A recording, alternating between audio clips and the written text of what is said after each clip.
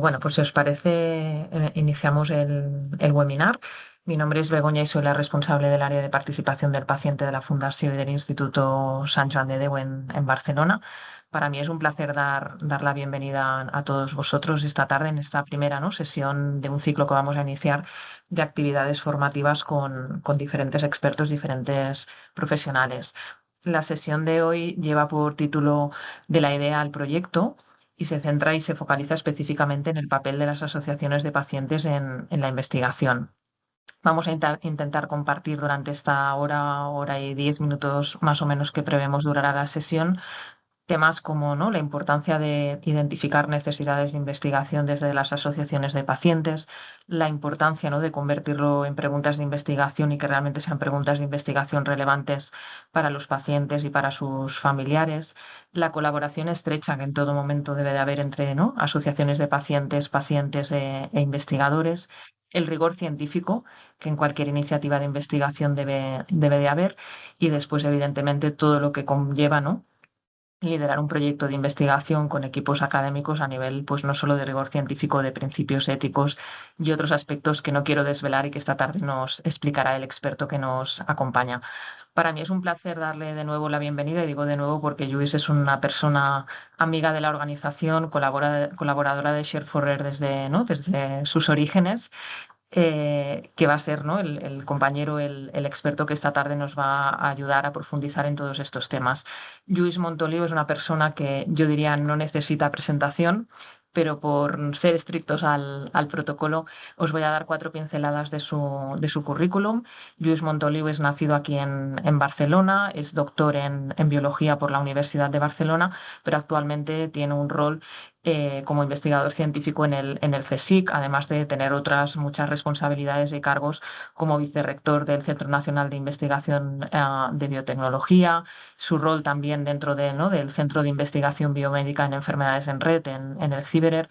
Pero para mí, si tuviera que destacar algo, y que básicamente también es un poco el motivo ¿no?, de su aproximación y de su conexión con nosotros, es la estrecha colaboración que tiene con pacientes y asociaciones de pacientes. Y esto, por mucho que nos pueda parecer algo a destacar, no es algo todavía habitual. Hay muchos proyectos que siguen, ¿no?, de investigación desconectados de la proximidad del día a día y de las necesidades de los pacientes. Entonces, tienes un currículum brillante, Lluís, pero para mí algo que dice mucho de las personas y de los profesionales investigadores es su humanidad. Y yo creo que la investigación puede ser muy humana y muy cercana a los pacientes y a las familias, pero eso tiene que pasar, ¿no?, porque las personas, ¿no?, que llevan a cabo estos proyectos se lo creen y lo lleven a la práctica. No me alargo más porque, como decía anteriormente, Lluís no necesita presentación. Ese rol de aproximación con los pacientes y, sobre todo, destacar también su capacidad y su larga trayectoria divulgando la ciencia, haciéndola fácil y acercándola a los pacientes y a sus familias y a las organizaciones. O sea, para nosotros hoy es un enorme placer contar con su participación. Sin más dilación, te cedo la palabra, Lluís, y gracias por estar con nosotros. Cierro.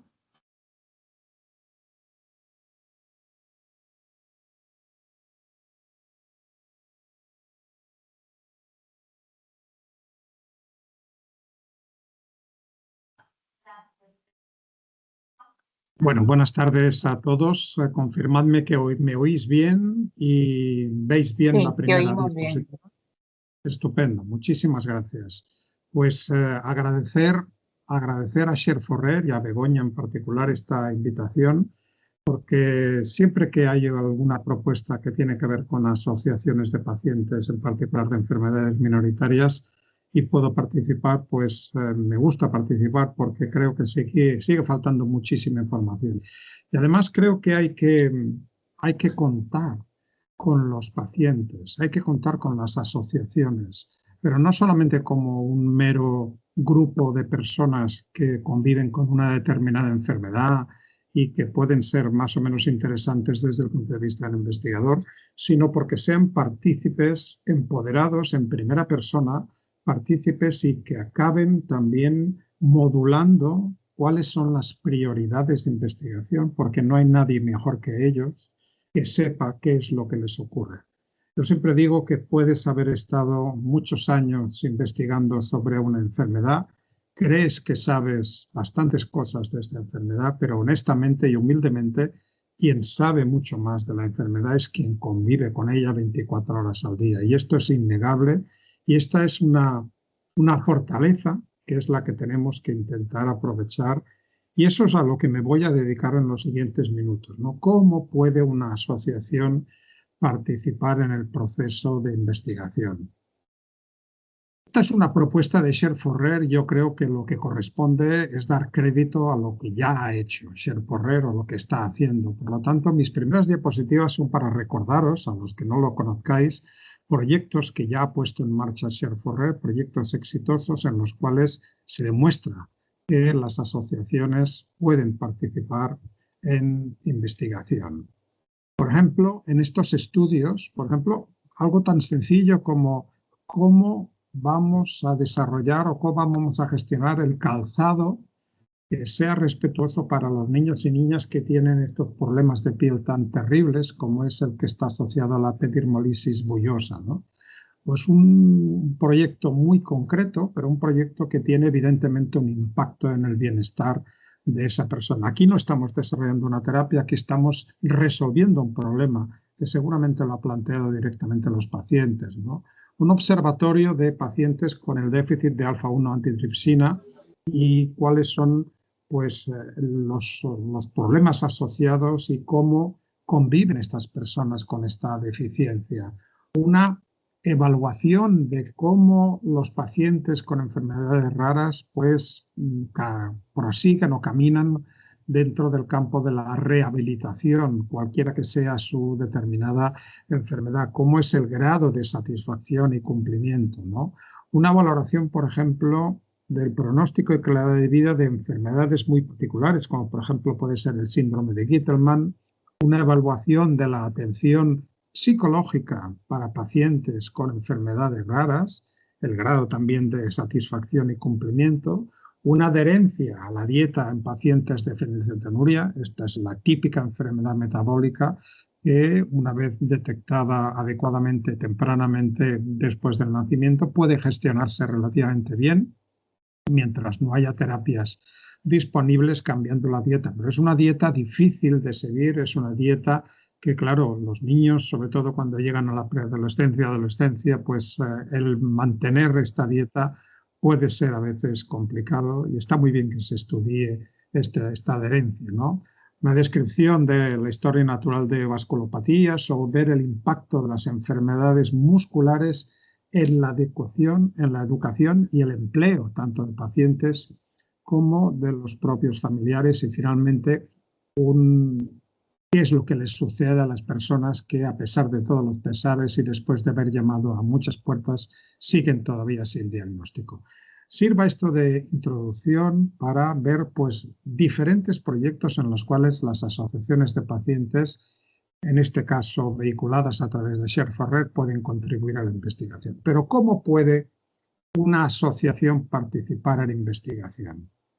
Estos son algunos de los propósitos en los cuales la asociación puede acabar colaborando. No pretendo ser exhaustivo, lo que voy a mencionar son temas, creo yo, relevantes, seguro que me dejo alguno, pero si alguno quiere preguntar, cuando acabe esta intervención, estaré encantado de responder a todas vuestras preguntas, ¿no? En primer lugar, hablar con los investigadores, ¿no? Los investigadores podemos tener una idea de lo que realmente, o creemos lo que realmente les preocupa a los pacientes, pero esa idea no necesariamente puede corresponderse con la realidad.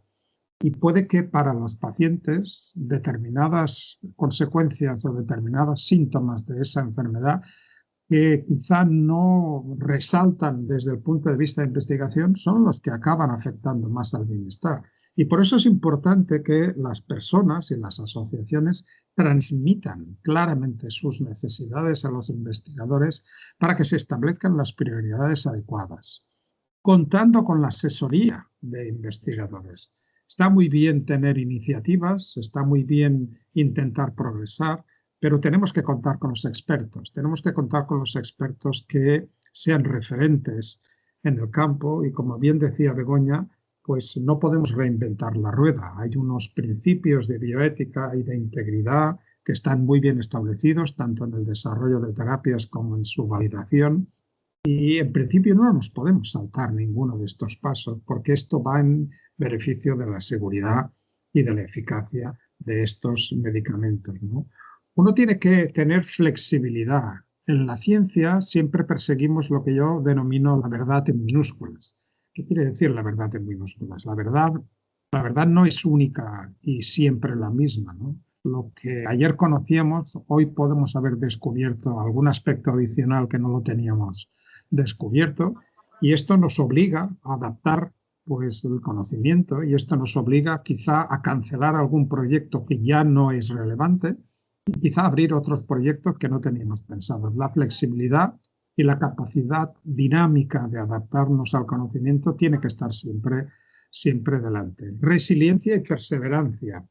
La mayor parte de propuestas que se nos ocurren, desgraciadamente, pero esto es una realidad, no funcionan tal y como nosotros pensábamos, ¿no? Tenemos que anticipar el fracaso, y el fracaso solamente es una etapa intermedia antes de llegar al éxito. El fracaso no nos tiene que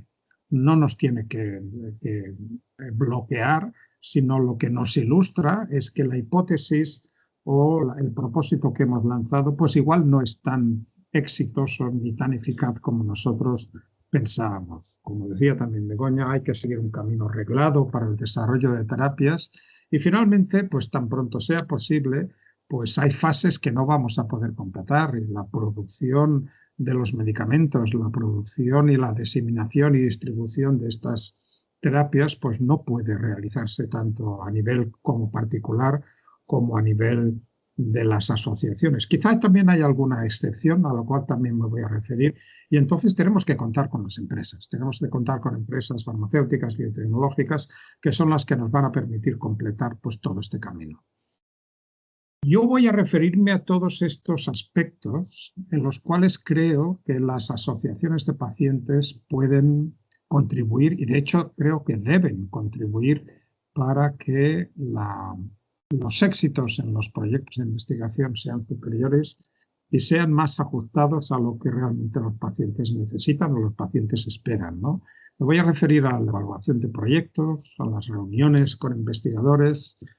Me voy a referir a qué es lo que hacen las asociaciones aportando pacientes, por supuesto, para que estos pacientes sean investigados, examinados, sus parámetros puedan entrar dentro de los proyectos de investigación, y que esos datos no queden dispersos, sino que queden registrados y queden ordenados en verdaderos registros a los cuales podremos acudir posteriormente cuando tengamos una terapia disponible y tengamos que reclutar a las personas que pueden beneficiarse de estos medicamentos, ¿no? Trasladando estas necesidades a los investigadores, como he dicho antes, siguiendo principios de bioética, financiando proyectos también. Esta es una contribución muy directa de las asociaciones. Me voy a referir a algunos ejemplos del cine que también creo yo que también pueden ser útiles, ¿no? con sabida distancia.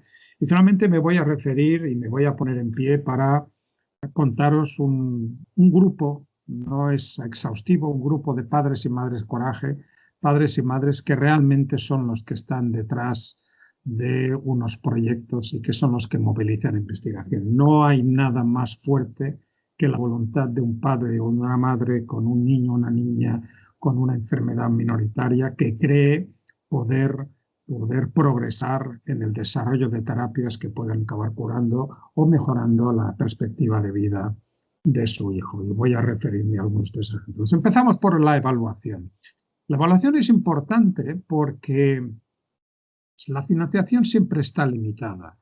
Y evidentemente cuando se presentan proyectos de investigación no todos van a ser financiados y van a ser unos mejores que otros. Pero claro, el que sea mejor o peor puede ser desde el punto de vista de investigación, pero también debería ser desde el punto de vista de lo que esperan las asociaciones de pacientes.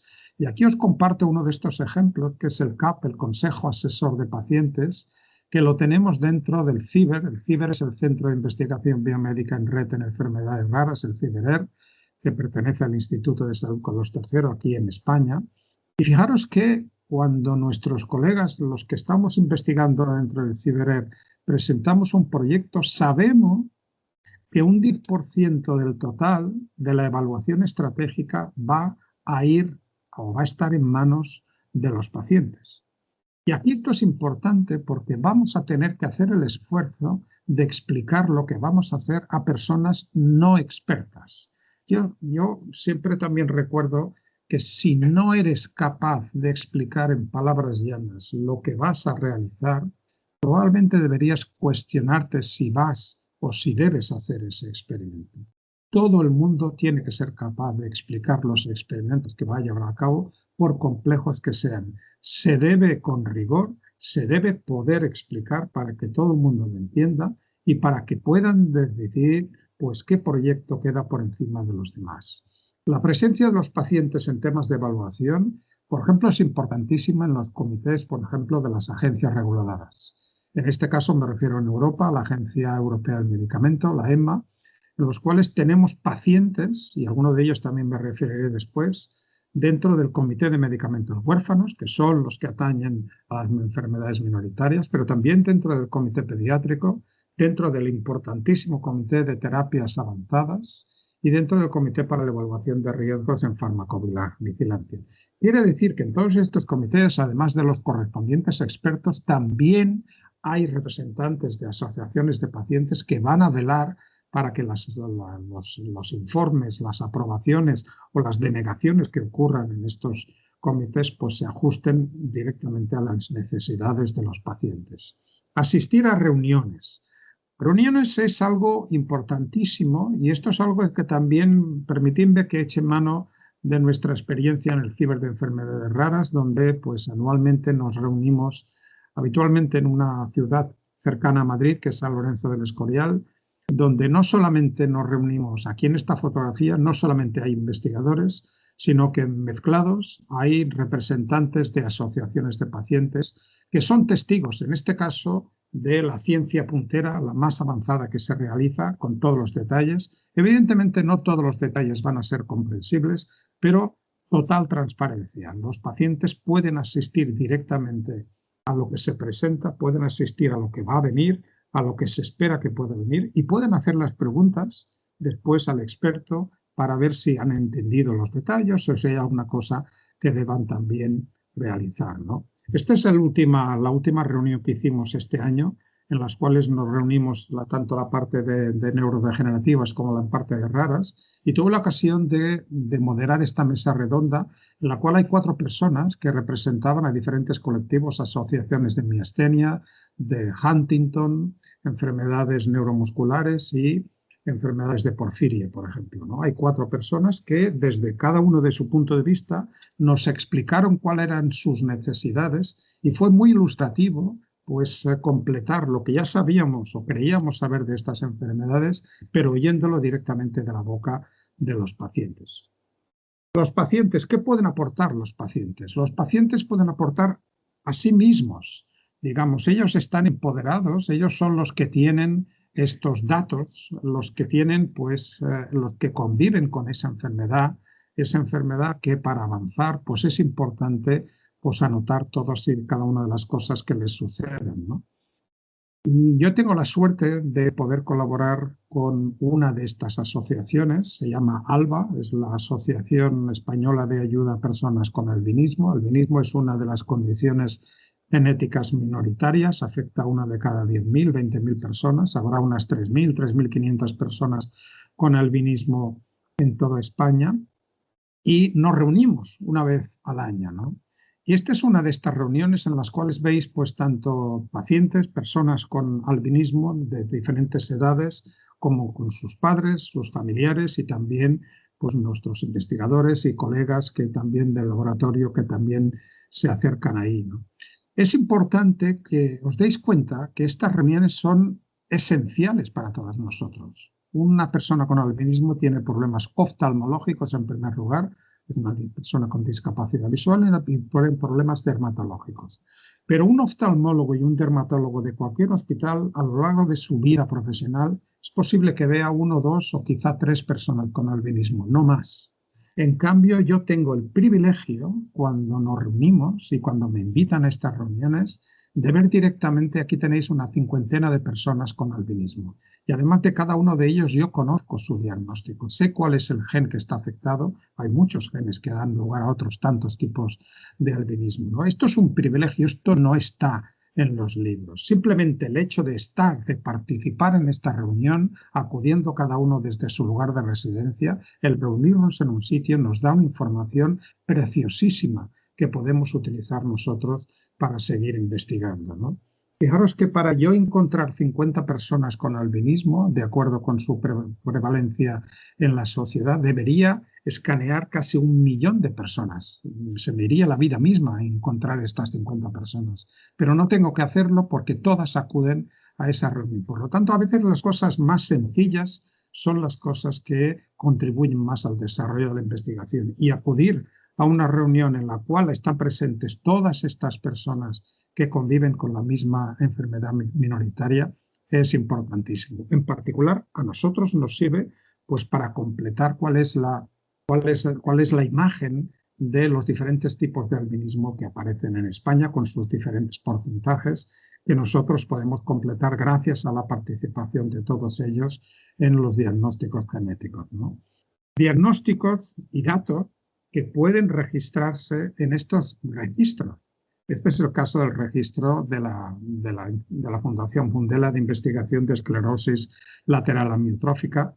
Son registros en los cuales aparecen todos los datos del paciente, tanto sus datos personales como sus datos clínicos, como sus datos de diagnóstico, datos que si se utilizan pues herramientas y plataformas que han sido optimizadas para tal efecto, como por ejemplo REDCap, servirán en un futuro para cuando estos pacientes tengan que ser reclutados para algún ensayo clínico, en lo cual podamos decidir, según los criterios de inclusión y de exclusión, qué pacientes vamos a poder tratar con un determinado medicamento que está siendo explorado. Destaco escuchar a las peticiones de los pacientes y al escuchar a las asociaciones, ¿no? Os decía antes, y ahora voy a desarrollarlo brevemente, que uno puede tener la idea de cuál es lo que cree que es importante para un determinado paciente, para una determinada enfermedad, pero esto quizá no corresponde con realmente lo que le preocupa a ese paciente, ¿no? Os he dicho que trabajo en albinismo, hay diferentes tipos de albinismo y lo que sabemos a nivel científico es que evidentemente tienen esta discapacidad visual que hacen que sean personas con ceguera legal, tienen una agudeza visual inferior al 10%, y esto la tienen con independencia de cuál sea el gen que tienen afectado. Y para mí, pues pienso que esto es uno de los elementos más importantes. Pero claro, además esa falta de pigmentación hace que deban protegerse de las quemaduras solares, porque sin la protección pueden quemarse. Y claro, entonces yo pienso en la visión, pero el paciente puede estar preocupado por la densidad de la crema que se tiene que poner cada día, haga sol o haga nube, porque la radiación ultravioleta sigue llegando, cuál va a ser la cremosidad, cuál va a ser el olor de esa crema, si va a poder entrar, por ejemplo, en un transporte público, en su trabajo, sin que nadie se perciba de un olor determinado, pues cosas que a veces no le damos la importancia y que sin embargo a ellos les preocupan. Quizá nosotros estamos más centrados en la investigación oftalmológica, pero desde el punto de vista práctico, estas personas lo que nos piden es que sigamos investigando en desarrollos dermatológicos que les permitan aumentar su calidad de vida. Y esto, evidentemente, es importantísimo en países que no tienen la fortuna de tener acceso a dermatólogos como en Europa, como cuando nos vamos a África, en los cuales, pues desgraciadamente, estas lesiones, si nadie las trata, pues pueden malignizar, pueden convertirse en carcinomas y pueden desarrollar metástasis y acabar con la vida de estas personas de una forma totalmente gratuita y evitable. Estas personas tienen problemas de visión, pero estas personas su problema es otro, es un problema dermatológico. No es una maldición divina. Personas con albinismo que hayan nacido en África, pero si han crecido en Europa, como este chico o como esta chica, son personas de origen africano, pero que al haber tenido ocasión de tener estas cremas, estas protecciones, pues no desarrollan estas alteraciones. Es importante cuando investigamos tener modelos preclínicos, modelos antes de hacer los ensayos clínicos, que bien pueden ser modelos celulares o pueden ser modelos animales. Y a veces, pues la investigación de una determinada de estas enfermedades está bloqueada porque carecemos. No tenemos un modelo por ejemplo, nosotros que trabajamos en albinismo, pues veis que podemos replicar pues prácticamente todos los diferentes tipos de albinismo en ratones. Y en ratones vamos a poder hacer experimentos que naturalmente, éticamente, no vamos a hacer directamente sobre las personas. Mediante modificación genética podemos simular todos los diferentes grados de pigmentación que ocurren en las personas con albinismo y sus correspondientes alteraciones visuales, ¿no? Estos son uno de los últimos modelos que hemos generado en nuestro laboratorio, en el cual se da la circunstancia que la mutación en este gen causa unas alteraciones visuales, pero no tiene una contrapartida en alteraciones pigmentarias. Esto también ocurre en personas.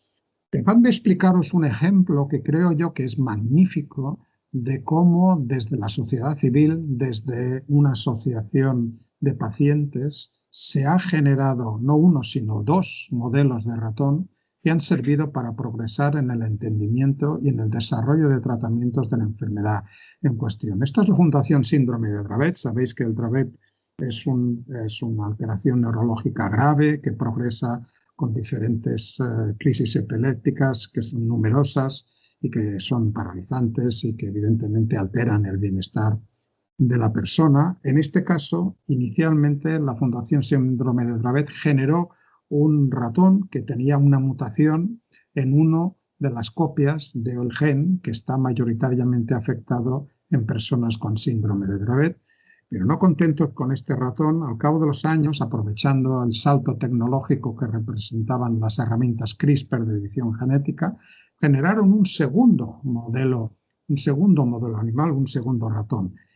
Y lo que es importante es que tanto el primero como el segundo ratón lo depositaron en un repositorio internacional, que es el laboratorio Jackson. Y si os fijáis lo que pone, está en pequeñito, pero os lo voy a leer, dice, esta cepa de ratón está en acceso abierto y está disponible para cualquier tipo de organización, incluyendo las organizaciones que tienen ánimo de lucro, como pueden ser, por ejemplo, las empresas farmacéuticas. Está disponible tanto para los laboratorios académicos como para los laboratorios privados. Quiere decir que esta asociación de pacientes ha apostado por desarrollar estos modelos que van a servir para contribuir al desarrollo de terapias. Y dicho y hecho, al cabo de los años, y esto se acaba de publicar este año, uno de los líderes en la edición genética, David Liu, ha utilizado precisamente este segundo ratón que fue generado gracias a la intervención de la Fundación Síndrome de Dravet para desarrollar un tratamiento utilizando una versión de estas herramientas de edición que lo que hace es elimina ese truncamiento. La mutación lo que progresa en este caso es genera una proteína más pequeña porque se trunca la lectura de los aminoácidos y con la corrección mediada por la edición genética recuperamos la proteína normal y esto nos permite pues validar esta posible terapia que en algún momento podría utilizarse en personas utilizando este modelo que de otra manera no se hubiera podido utilizar. Yo creo que esto es un ejemplo ilustrativo, un ejemplo magnífico de lo que puede hacer una asociación de pacientes, incluso sin estar en contacto con la comunidad científica, dándose cuenta de que para esa determinada enfermedad no existe todavía un modelo y contactando con quien es capaz de producirlo para ponerlo a disposición de quien pueda mejor aprovecharlo. Bueno, todo esto se tiene que hacer de acuerdo a los principios básicos de la bioética que siempre me gusta recordar porque los tenemos que tener presentes, ¿no? Un principio hipocrático de no maleficencia. Ante todo, no tenemos que causar daño o no tenemos que causar más daño del que queremos nosotros curar. El principio de beneficencia tiene que servir para algo, tenemos que hacer el bien, tiene que ser algo que sirva para curar o para mejorar o para aliviar los síntomas de esa enfermedad. Tenemos que contar con un respeto por la autonomía del paciente. Por eso cuando hablamos de ensayos clínicos no hablamos de personas, hablamos de voluntarios. porque voluntariamente, después de firmar un documento de consentimiento informado, después de haber recibido la información, deciden participar o bien por ellos mismos o bien toman la tutoría cuando estemos hablando de menores. Y finalmente el principio que más salta por los aires, que es el de justicia, ¿no? El principio que nos recuerda que toda terapia que estemos desarrollando tiene que ser válida para todas las personas que lo necesiten, no solamente para aquellas personas que puedan sufragarlo. Y este realmente es uno de los problemas que nos afecta en la actualidad. Estos 4 principios se traducen con 4 palabras que creo que es importante que también recordemos todos, que son seguridad ante todo, eficacia. Fijaros que la seguridad va antes que la eficacia. No nos interesa un medicamento que pueda ser eficaz si no es seguro, si es tóxico. Voluntariedad y universalidad. Todo esto se concreta en lo que ya conocemos. Todos hemos hecho un máster en el desarrollo de terapia vacuna, pues de alguna manera gracias a la pandemia COVID-19 que acabamos de vivir en años pasados, ¿no? Pues de alguna manera, para recordarlo, acordaros que tenemos una fase preclínica en la cual empiezan unos estudios en el laboratorio, frecuentemente en modelos celulares, luego siguen unos estudios in vivo, que suelen ser en uno o en varios modelos animales, para pasar inmediatamente a las fases de ensayos clínicos. Fase 1, una fase de validación de toxicidad, una fase de seguridad, fase 2, en la cual ya se evalúan diferentes dosis y vías de administración, se evalúa la eficacia, y fase 3 con una mayor cohorte de personas. Y si todo va bien, se puede autorizar, pero sigue una fase 4 de farmacovigilancia, en la cual se sigue viendo cuáles son las consecuencias a medio y largo plazo. Cuidado que esto, que parece muy simple y muy directo, puede durar muchos años, porque los estudios preclínicos a veces pueden encallarse y pueden no ser tan sencillos como uno prevé, y luego los ensayos clínicos son muy costosos. Y si hay que hacerlos bien, hay que involucrar a diferentes centros, a diferentes hospitales, hay que coordinar, hay que hacerlo siguiendo unos protocolos muy bien establecidos, y todo esto cuesta dinero. Y hay que incorporar y hay que encontrar aquellas empresas que sean las que quieran asumir el riesgo y quieran pagar por todas estas fases, y con la esperanza de poder beneficiarse en justa medida de los beneficios que se pudieran obtener una vez se comercialice esta terapia, ¿no? Fijaros que hay una pérdida de los diferentes compuestos desde que empezamos, ¿no? Podemos empezar con una librería de más de 10.000 compuestos con una posibilidad terapéutica, pero en la fase preclínica igual se nos cae esto a unos pocos centenares de compuestos. Y cuando empezamos los ensayos clínicos, pues finalmente vamos a hacerlo con muy pocos de estos compuestos, quizá 5 o 10, y de ellos pues solamente quizá uno, en el mejor de los casos, va a llegar al mercado de las terapias. Pero si volvemos para atrás, vemos que ese uno que ha llegado, que ha sobrevivido a todos y cada uno de los pasos, es uno de muchos miles. Con lo cual no nos olvidemos que cada medicamento que llega implica que por el camino nos hemos dejado otros tantos, ¿no? Y puedo durar pues bastantes años en función de cada uno. Terapias, ¿no? Quiero hablaros de terapias, ¿no? ¿Cuántas terapias tenemos aprobadas en Europa, ¿no? Perdonad que me fije en Europa, pero gracias a la Agencia Europea del Medicamento, esto está actualizado a día de hoy, 19 de junio de 2026. Esto empezamos a finales de los 90, principios de este siglo, y uno podría pensar que en estos más de 30 años deberíamos tener centenares de productos aprobados, ¿no? Bueno, la realidad es bien distinta, ¿no? Fijaros que solamente tenemos 18 productos terapéuticos, bien sean moléculas, bien sean células, bien sean tratamientos de modificación genética, de terapia génica, de corrección de genes. Estos son los 18 productos que disponemos. Nos encantaría que esta lista aumentara y esperemos que esto vaya a ser así en los próximos años. Hay miles de ensayos clínicos. Tenéis que pensar que no todos los ensayos clínicos acaban como uno espera, y muchos de ellos pues acaban desaconsejando ese medicamento porque no han salido como esperábamos. En este caso, estos 18 sí que han salido. Y quiero destacaros 2.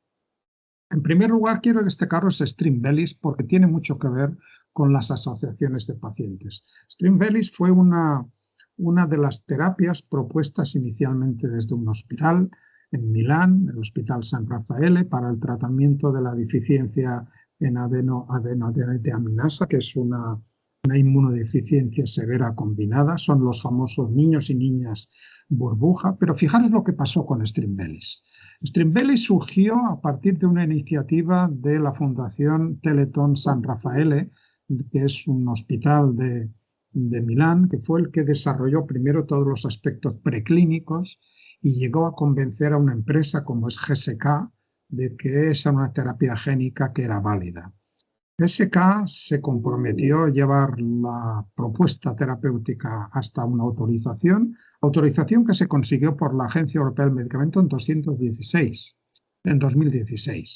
Pero Glaxo perdió después interés en el asunto al darse cuenta de que había muy pocos pacientes. Hay apenas unos decenas de pacientes con esta alteración en todo el mundo, pero estas personas tienen el mismo derecho que cualquier otra a ser tratadas y a que se les desarrolle una terapia. Glaxo lo que hizo fue transferir sus derechos a otra empresa, Orchid, que los asumió en 2018 y seguramente por las mismas razones 4 años después Orchid también renunció a producir esta terapia. Claro, durante un tiempo esa terapia estaba en manos de nadie y nadie producía. Y lo que hizo la Fundación Teletón fue solicitar los derechos a Orchid y la Comisión Europea finalmente aprobó esto en 2023. Y quiero que veáis que este es un primer caso de una ONG privada sin ánimo de lucro, la Fundación Teletón, que asume la producción y la distribución de una terapia. Es decir, antes os hablaba de que las producciones y distribuciones de las terapias tienen que estar en manos de las empresas. Esta es una excepción que confirma la norma, ¿no? Aquí tenemos un caso en el cual se ha rescatado una terapia gracias a la presión, en este caso también de los pacientes y de las asociaciones, pues gracias a la presión de la sociedad civil. Es importante destacar este ejemplo, pero este es un ejemplo que ha costado muchísimo, ¿no? Y fijaros que se tardó muchísimo en desarrollar esta terapia y por motivos probablemente económicos de no recuperación de la inversión debido al número tan limitado de pacientes, pues las empresas perdieron su interés hasta que se pudo recuperar. El segundo de los ejemplos que os quiero contar es la primera de las terapias basadas en edición genética, que se llama Casgevy. Casgevy está producido por una empresa que se llama Vertex Pharmaceuticals y es una terapia que sirve tanto para la beta-talasemia como para la anemia de células falciformes o drepanocitosis también. Fijaros que esta es una enfermedad grave de la sangre, son diferentes enfermedades graves de la sangre que cursan con alteraciones en la hemoglobina, la proteína que transporta el oxígeno del pulmón a todas nuestras células, y que en principio debería ser una alegría para todos, debería ser algo de lo cual nos tendríamos que enorgullecer. Esto está basado en la utilización de estas herramientas CRISPR de edición genética que tantas buenas nuevas y tantas alegrías nos han dado en biología, biomedicina y biotecnología. Fijaros que esta aprobación es una de más de 145 ensayos clínicos que están teniendo lugar hoy en día que ya están utilizando CRISPR. Pensad que llevamos unos 13 años apenas utilizando estas herramientas y ya hay más de 145. Esto también está actualizado a día de hoy. La mayoría de estos tratamientos son ex vivo y esto quiere decir que sirven para sacar células, por ejemplo, pues hematopoyéticas, las células de la sangre de los pacientes.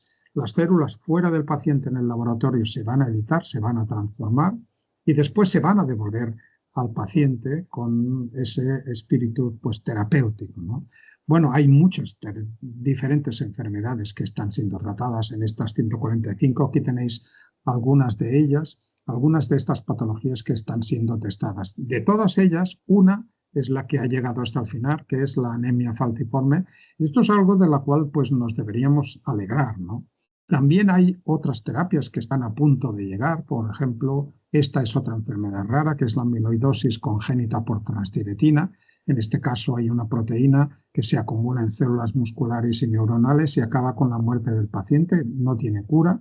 Y en este caso, pues también con una estrategia también de CRISPR, se ha tratado primero a un modelo de ratón, después a un modelo un poco más complejo, que es un modelo de primate, y finalmente a los pacientes que han sido pues, los que han recibido esta terapia y que aquí han jugado un papel para la validación final. Probablemente esta sea la segunda terapia que se vaya a autorizar mediada con CRISPR. Pero la primera, a la cual me refería, la anemia de células falciformes y beta-talasemia, Pues la primera persona en tratarse del mundo mundial fue esta señora que se llama Victoria Gray. Se trató en verano del 19 y se sustituyó su hemoglobina por la hemoglobina ya curada.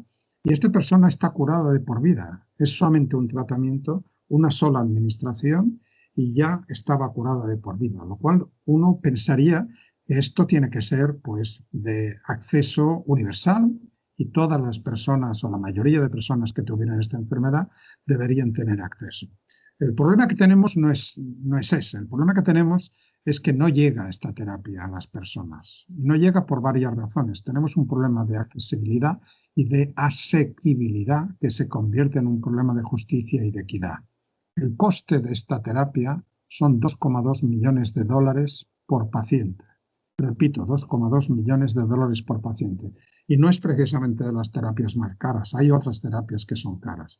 Y cuidado que necesitamos a las empresas y estas empresas pueden y deben resarcirse de la inversión que han realizado y tienen todo su legítimo derecho a tener los beneficios del desarrollo de esa terapia. Pero eso debería ser compatible con unos precios que fueran accesibles y asequibles. Porque ¿de qué sirve que tengamos una terapia para una determinada enfermedad si no somos capaces de llevar esa terapia a quien lo necesita, ¿no? De hecho, esto es lo que consideramos nosotros en esta publicación un imperativo ético. En filosofía, un imperativo ético, ya para que nos entendamos, es decir, ya estás tardando en poner esta terapia en manos de quien lo necesita. Este es el problema que tenemos que resolver, no solamente con esta terapia génica, sino con otras muchas, en las cuales los precios de administración son imposibles y están haciendo que sea todavía más terrible. Familias que conviven con un niño o una niña con una enfermedad rara y que además saben que existe una terapia y saben que su hijo no va a poder acceder a esa terapia. Esto se nos debería caer a todos la cara de vergüenza de la comunidad investigadora y para mí es algo con lo cual tenemos que luchar. Tenemos que conseguir que esas terapias lleguen a quienes las necesitan. Fijaros que ante la realidad no tenemos que responder con igualdad, sino que tenemos que responder con equidad, dando a cada cual lo que necesita. También me gustaría brevemente explicaros las terapias en las cuales las asociaciones de pacientes quizá no participáis, pero que pasan a vuestro alrededor, ¿no? Las terapias de un solo paciente, de n igual a 1, ¿no? ¿Qué quiere decir esto de un solo paciente, no? Pues, por ejemplo, el año pasado fuisteis testigos seguramente de este señor, que es Kiran Musunuru, en el Hospital Pediátrico de Filadelfia, que trató a este niño que había nacido con una proteína alterada del ciclo de la urea. La urea es lo que usamos para detoxificar de amonio nuestro cuerpo. Sin el ciclo de la urea, pues rápidamente vamos a fallecer y estos niños tienen una esperanza de vida muy limitada. Y en este caso, pues se localizó la mutación y en pocos meses se desarrolló una terapia basada en una variante de CRISPR y se pudo tratar a este niño. Lo cual es excelente, extraordinario, hay que levantarse y hay que aplaudir. Ahora bien, se pusieron recursos impresionantes para el desarrollo de la terapia de un solo paciente. Si tú eres el padre o la madre de este paciente, evidentemente serás la persona más afortunada del mundo. Pero ¿qué pasa si eres el papá o la mamá de otro niño que tiene pues, una mutación muy similar, pero que no has tenido la suerte de ser elegido para este tipo de terapias? Entonces tenemos un problema de equidad. Vamos a tener un problema ético. ¿Es ético destinar ingentes recursos para el tratamiento de un solo niño? ¿O no deberíamos apostar para ensayos clínicos de los cuales pueden beneficiar no uno, sino todos los niños que se puedan beneficiar? A veces las cosas salen bien, como es el caso del ciclo de urea, pero a veces salen mal. Y claro, cuando sale mal y después de haber hecho una terapia de un solo paciente, no sabes por qué te ha salido mal, porque no tienes parámetros con los cuales comparar, no tienes otros pacientes con los cuales comparar. Es el caso de este niño o de este joven con distrofia muscular de Duchenne, que era el hermano, fijaros lo que digo, el hermano del responsable de esta empresa, una empresa dedicada a trabajar, a desarrollar curas para enfermedades raras y que decidió saltar directamente de los datos que se habían acumulado en ratones a un tratamiento en humanos, ¿no? Pensó, un ratoncito pesa 25 gramos, utilizamos tantas partículas víricas portadoras del medicamento, pues para una persona de 70 kilos, pues hago la regla de 3, bueno, ya tenéis que saber que no funcionan las reglas de tres en biología ni en medicina, ¿no? Y en este caso le dieron tal cantidad de partículas víricas que lo que consiguieron que a los 2 o 3 días de tratar a este chico falleció. Falleció por la gran cantidad de partículas víricas que le administraron y que no había sido validado. Con lo cual, fijaros que a veces los experimentos de un solo paciente pueden ser exitosos y cuando sale bien champán y pastas lo celebramos, pero cuando sale mal no sabemos por qué ha salido mal. En este caso, presumiblemente porque no se han hecho los pasos adecuados. Las asociaciones también pueden financiar proyectos científicos. Tenemos el caso del FEDER. FEDER desde hace muchos años, y yo os confieso que soy uno de los más contentos depositarios de uno de estos proyectos. Recibí el apoyo de FEDER con uno de los proyectos que presentamos hace unos años. Llevan 9 convocatorias desde 2015, han financiado desde la Federación Española de Enfermedades Raras 59 proyectos y se han invertido 1.243.000 euros, con lo cual esto es muy importante. Lo mismo sucede a nivel europeo con Eurordis, que también colabora en el desarrollo de tanto de herramientas de diagnóstico como de tratamientos. Ejemplos también que hay aparecen a nivel internacional como Cure Duchenne, que ha invertido en muchos millones de dólares para el desarrollo de proyectos y de ensayos clínicos, la Fundación Teletón que he comentado anteriormente, la Fundación Fibrosis Quística, que en este caso hizo una inversión de riesgo, invirtió en esta empresa que acabó siendo la primera que puso uno de los fármacos CRISPR en el mercado, y claro, cuando vendió las regalías, pues recuperó una cantidad enorme de dinero que ha podido reinvertir en investigación. A veces estas inversiones salen bien, a veces salen mal. En este caso salió bien, o en el caso de la fibrodisplasia osificante progresiva, en el caso pues se ha creado una financiación para descubrir cuál era el gen causante y se ha continuado la investigación, ¿no?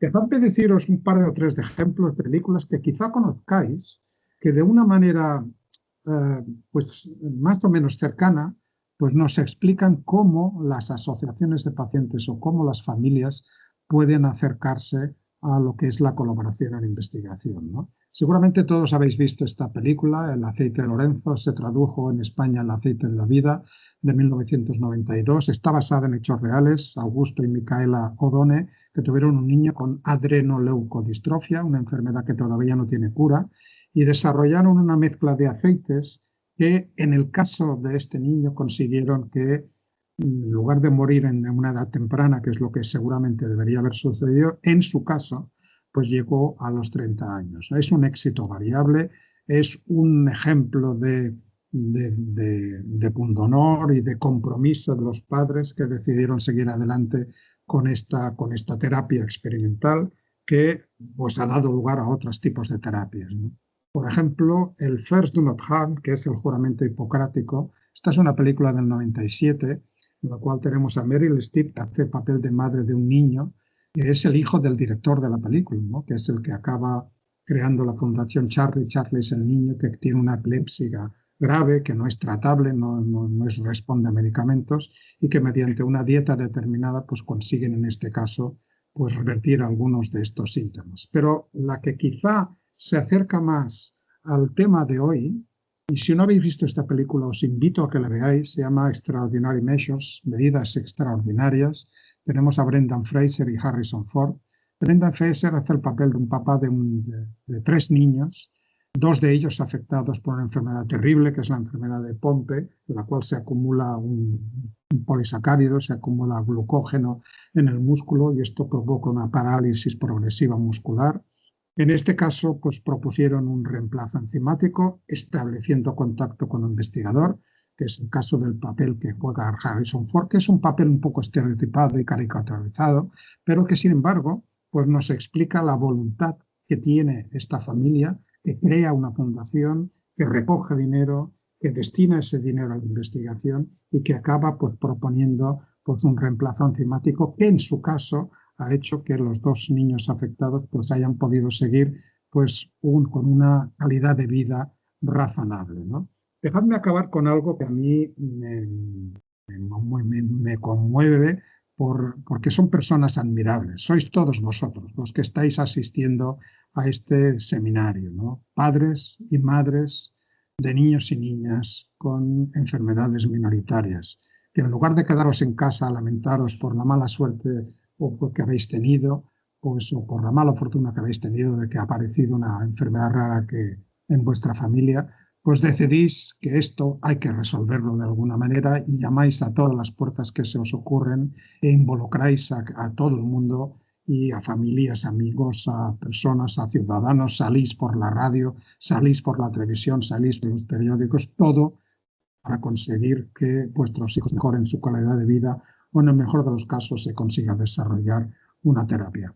Déjame empezar con Javier Pérez Mínguez, que es en estos momentos el responsable de la Fundación Ana Carolina Diez-de-Mao. Él fue papá de un niño con una enfermedad mitocondrial. Sabéis que las enfermedades mitocondriales son catastróficas y afectan a la fuente de energía de todas las células. Murió a una edad temprana, pero fijaros lo que hizo Javier. Javier, en lugar de quedarse en casa lamentándolo, pues dejó su trabajo. Él era un periodista deportivo y decidió fundar y comprometerse con esta fundación y ahora está 100% de su tiempo dedicado a niños como su hijo, que desgraciadamente no pudo beneficiarse de ningún tipo de terapia, ¿no? Este también es el caso de Isabel Lavín con la Fundación Mencía, otro caso de enfermedad mitocondrial tremenda que creó esta fundación para recabar también financiación y financiar proyectos que evidentemente no pudieron llegar a su destino para su hija, que falleció hace unos pocos años, pero que sigue comprometida con la investigación en enfermedades raras. Quiero hablar también de Antonio Sánchez Kaiser y de Mónica Hernández, que crearon una empresa que se llama Be My Vega, Sé Mi Vega, ¿no? Vega es el nombre de la hija de ellos dos, es una niña con albinismo. Antonio y Mónica son ingenieros y se preguntaron, ¿qué puede hacer un ingeniero para hacerle la vida mejor a una persona que tiene una discapacidad visual?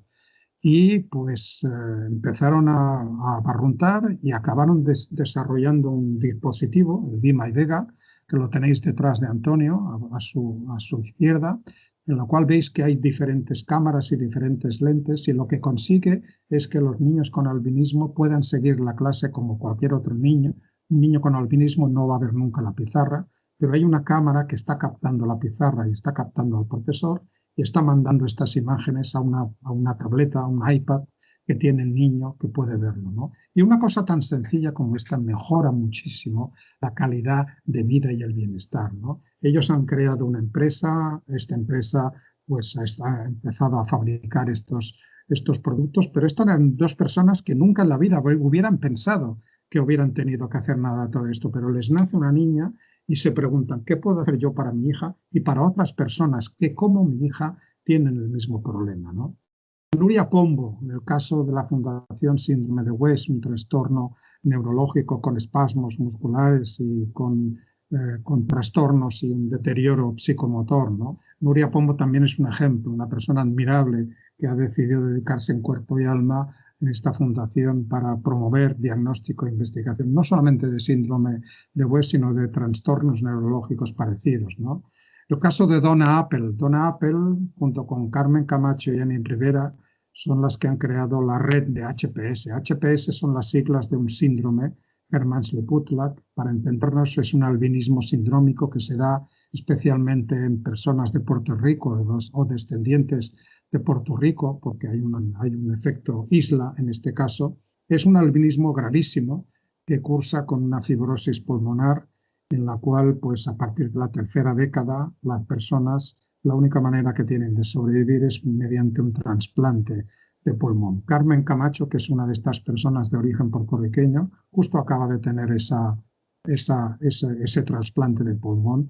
Y aquí veis cómo estas personas, Donna Appel tiene a su hija también con esta enfermedad. Es una enfermedad rarísima en el resto del mundo, menos de una de 1 millón, pero en Puerto Rico es una de cada 1.800 personas, de ahí que sea importante, ¿no? Quiero también dedicar esta charla a Teresa Navarro, que falleció a finales del 24. Teresa Navarro para mí siempre fue un ejemplo, también tenía un hijo con síndrome de X frágil, creó la Asociación de Psiquis Frágil de la Comunidad Valenciana y además fue la delegada en el Ayuntamiento de Valencia para la discapacidad. Desgraciadamente falleció hace relativamente poco y se la echa de menos porque es una de estas personas con carácter que movía voluntades y que movía a muchas gentes. Y he dejado para el final a una persona que también creo que se percató de que podía utilizar sus habilidades para mejorar la calidad de vida, no solamente de su hijo, sino de otras personas como él. Este es Julián Isla.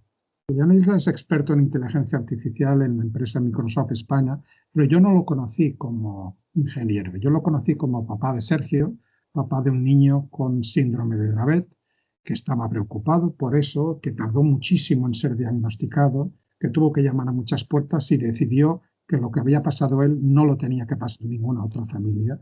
Ha creado esta Fundación 29, que en particular ha desarrollado pues, una serie de algoritmos que lo que hacen es mejorar, agilizar, ir más rápido a la hora de diagnosticar.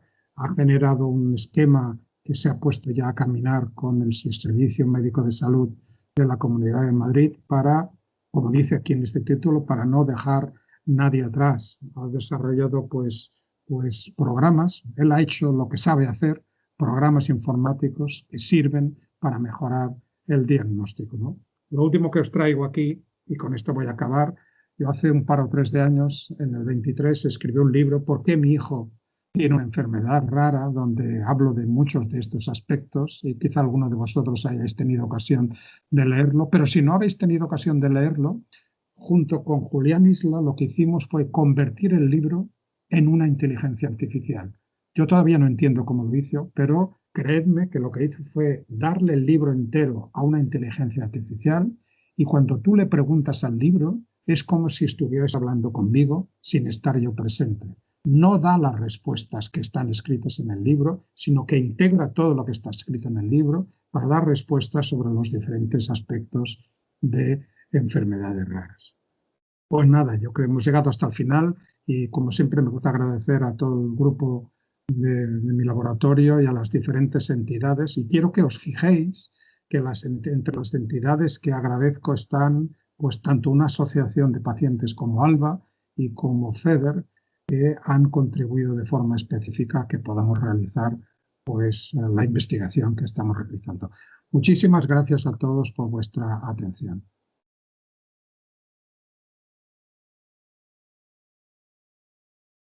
Muchísimas gracias, Luis. Es siempre un placer escucharte.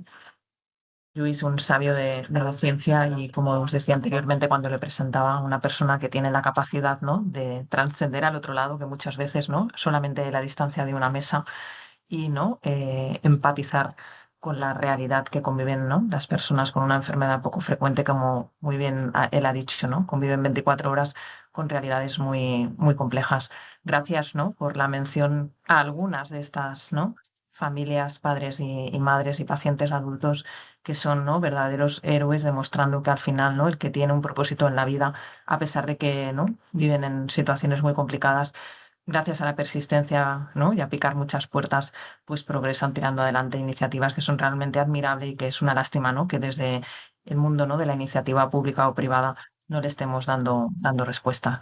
Un placer, Luis, como siempre, tenerte con nosotros. Si nos permitís, antes de pasar 5 minutos a algunas preguntas finales que pudiera haber, le voy a dar la oportunidad y la voz a dos compañeras del equipo de Share Forrer para que os hagan unas pequeñas pinceladas también de cómo os podemos ayudar si tenéis en algún momento pues alguna idea de proyecto, porque a pesar de, como decía Luis, ¿no?, la investigación es un camino de largo recorrido. Hay a veces muchas iniciativas que en paralelo a disponer de modelos y de investigación preclínica o incluso de un estudio clínico se pueden llevar a cabo desde organizaciones de pacientes y desde Share Forrer y en concreto desde el Instituto, ¿no?, de Recerca Sant Joan de Déu, encantados siempre de poder acompañar a las organizaciones de pacientes. Cedo la palabra a Diana para que os haga una pequeña pincelada de Share Forrer y de cómo podemos acompañar proyectos de investigación liderados por las organizaciones. Muchísimas gracias, Begoña, muchísimas gracias. Estoy ahora compartiendo, no sé No se te si oye, ya Diana. podemos ver mi pantalla. ¿No me oye? ¿Ahí? ¿Sí me oyen? No sé si me oyen o no. Y no sé si pueden ver mi pantalla ya. Sí. Sí, ¿no? Vale. pues nada, eso. Decía que muchísimas gracias. Primero, darles gracias a Lluís, ¿no?, por toda la información que ha compartido, por tantos ejemplos que nos ha dado y ejemplos realmente inspiradores que nos ayudan a visualizar el impacto real que tiene la investigación, ¿no? Yo voy a tomar pocos minutos antes de pasar a la ronda de preguntas para Lluís, para hablar de la plataforma que nosotros tenemos, que es Share4Rare. Algunos de vosotros ya la conocen, sabemos, porque vemos las caras, sabemos que hemos tenido algún contacto con ustedes, pero para también los que no nos conocen queremos presentarnos, ¿no? Entonces, Share4Rare es una plataforma de investigación basada en datos reportados por pacientes, ¿vale? Y rápidamente quiero contar qué es Share4Rare, ¿no? Primero, es una iniciativa creada por y para pacientes con el objetivo de ponerlos en el centro de la investigación en las enfermedades raras. También es una plataforma colaborativa y segura, que esto también es muy importante, donde diferentes actores, ya sean pacientes, cuidadores, asociaciones de pacientes, pueden trabajar juntos para generar conocimientos. Además, promovemos un modelo de investigación centrada en el paciente, en el que la experiencia y los datos de este paciente tienen un papel clave en la generación de evidencia científica, y todo esto con un alcance tanto nacional como internacional, lo que nos permite conectar comunidades y avanzar en investigación más allá de las fronteras.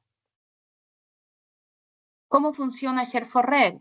Bueno, Share4Rare es una plataforma de investigación digital que facilita la generación de conocimiento de enfermedades raras a partir de los datos que aportan directamente los propios pacientes y o sus cuidadores.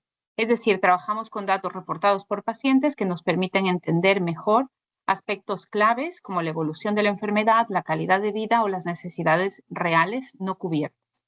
Además, la plataforma está basada en una infraestructura que es segura y ética. Esto significa que toda la recogida y la gestión de los datos se realiza cumpliendo altos estándares de protección de datos y requisitos éticos, que es algo fundamental, como también lo mencionó Lluís en su conferencia. Y el tercer elemento clave también es nuestro modelo de acompañamiento profesional, ya que ofrecemos no solo esta herramienta tecnológica, sino que apoyamos a los investigadores y a las asociaciones en todas las fases del proyecto, ¿vale? Así, hacemos posible una investigación más colaborativa, más accesible y centrada en el paciente.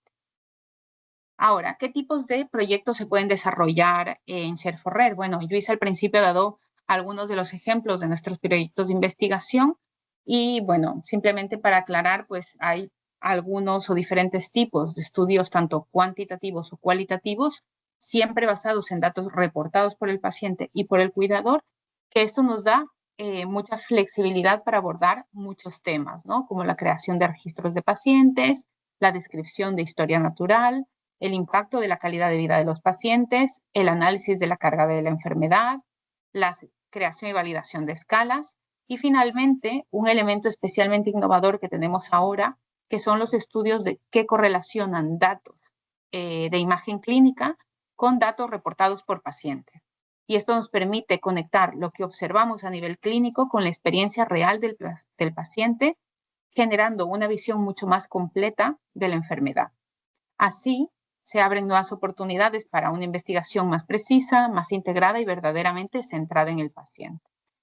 Y, pues nada, aquí comentar algo que es muy importante, que este tipo de estudios son claves porque generan la base del conocimiento que permite después avanzar hacia la investigación clínica. ¿Qué servicios ofrecemos desde Share4Rare? Bueno, aquí hay un gráfico que representa puntos muy específicos de los servicios que tenemos. Pero en todo este recorrido, ¿no es cierto?, nosotros ofrecemos un acompañamiento integral en todo el proceso de la investigación.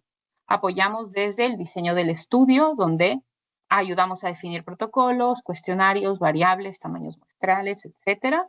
También la evaluación ética, gestionando la documentación necesaria para la aprobación por el Comité de Ética.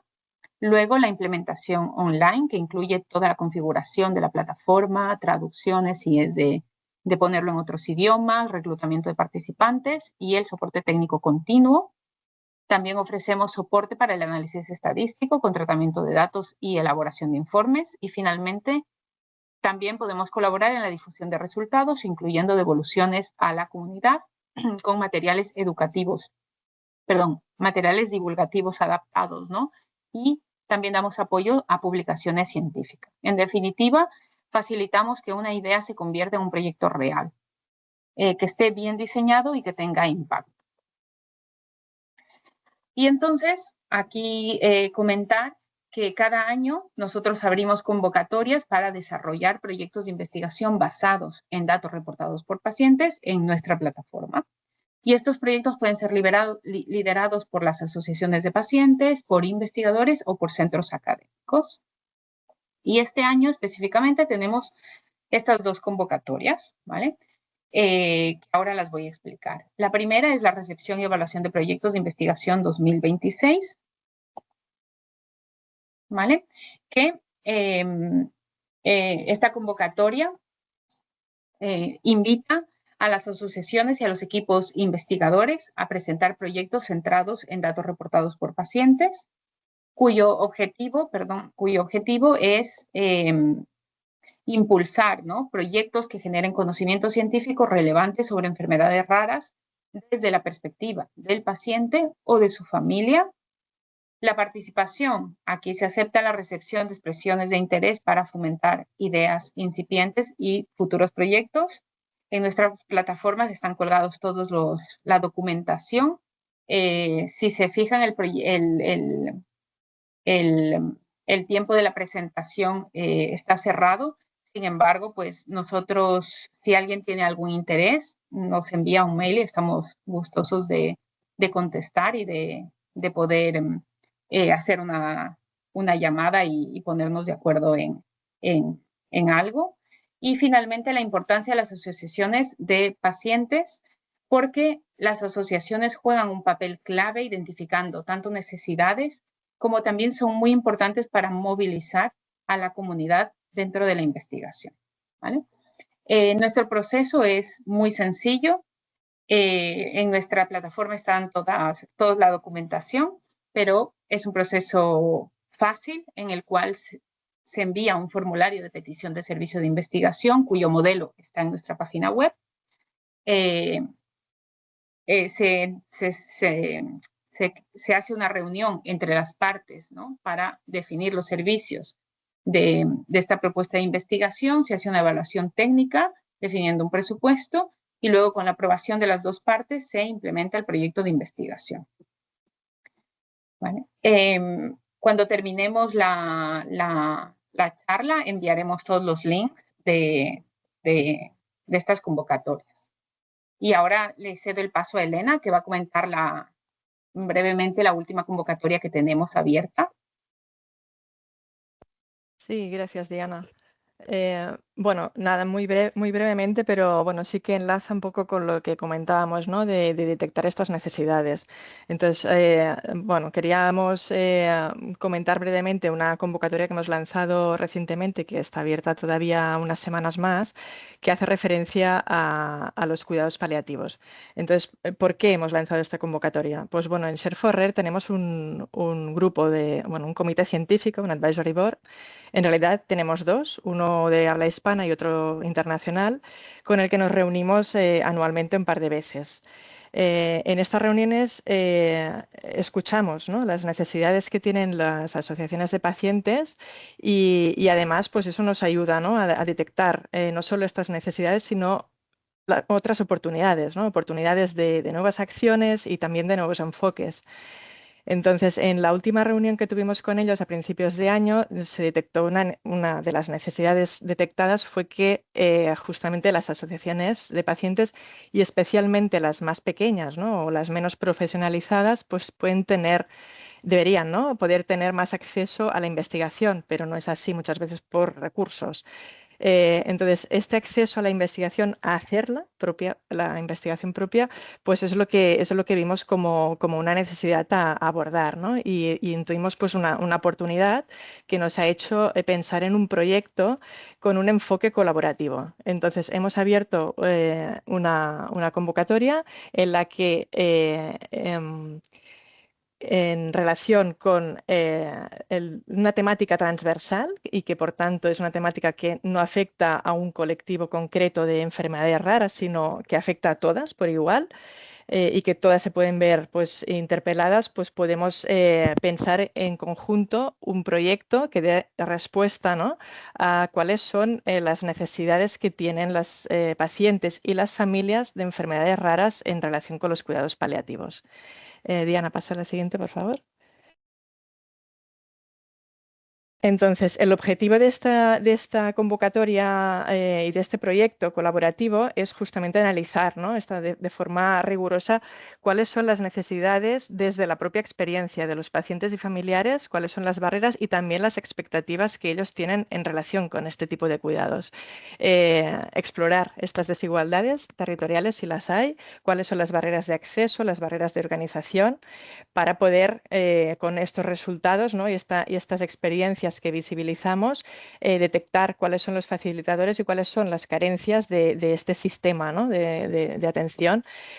Con esto queremos generar la evidencia que falta, que sea útil para contribuir en esta mejora asistencial, en esta mejora de la calidad de vida de los pacientes y las familias y, por tanto, tener unos resultados ya de enfermedades concretas según las asociaciones de pacientes que participen en el proyecto como resultados comunes a todas y transversales.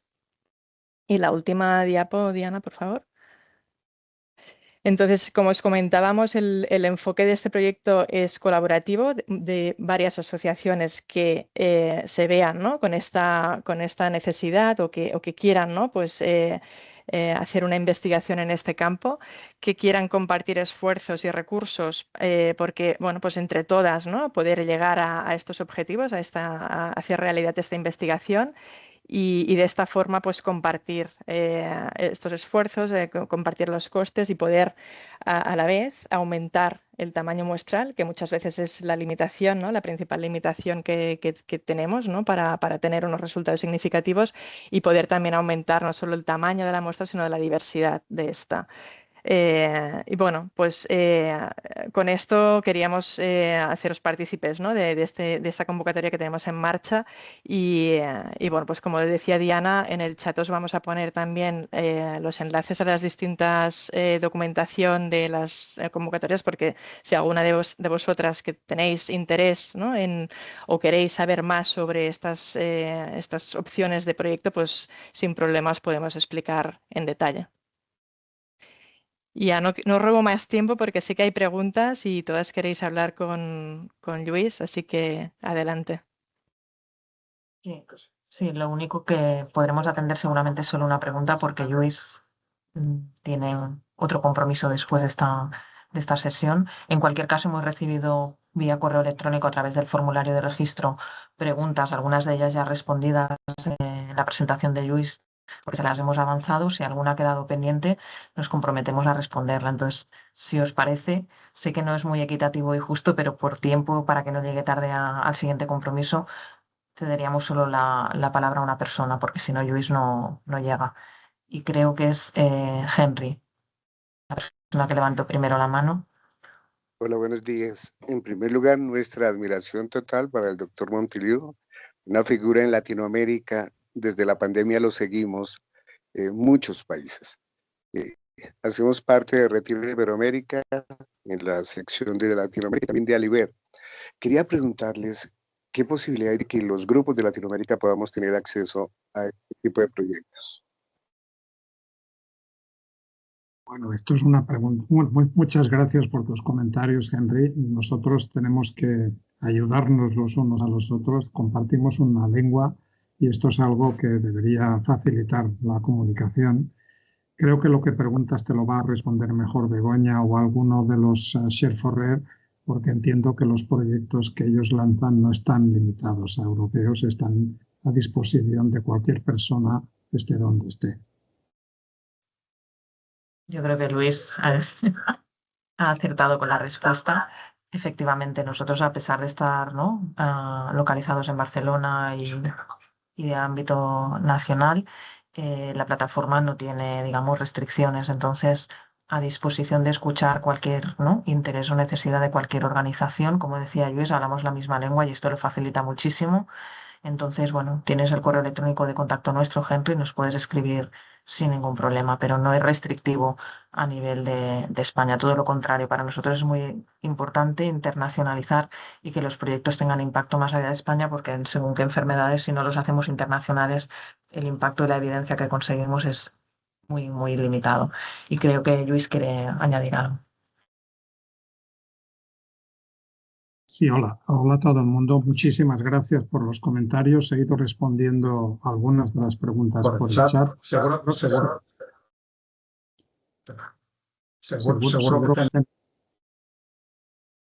Seguro que tenéis alguna otra pregunta que yo soy muy fácil de encontrar. Ponéis mi nombre en internet y os saldrá mi laboratorio, mi correo electrónico, mi teléfono, con lo cual podéis directamente ponerme un correo electrónico y preguntarme lo que sea, y si yo soy capaz de responderlo, gustosamente os responderé. Y nada, muchísimas gracias por vuestra atención. Este seminario, gracias a Share4Rare, va a quedar grabado y podremos seguir comentándolo, pues, en los comentarios del YouTube o por correo electrónico. Muchas gracias a todos y ojalá tengamos pronto diagnósticos y terapias para, no sé si todas, pero para una gran mayoría de las enfermedades.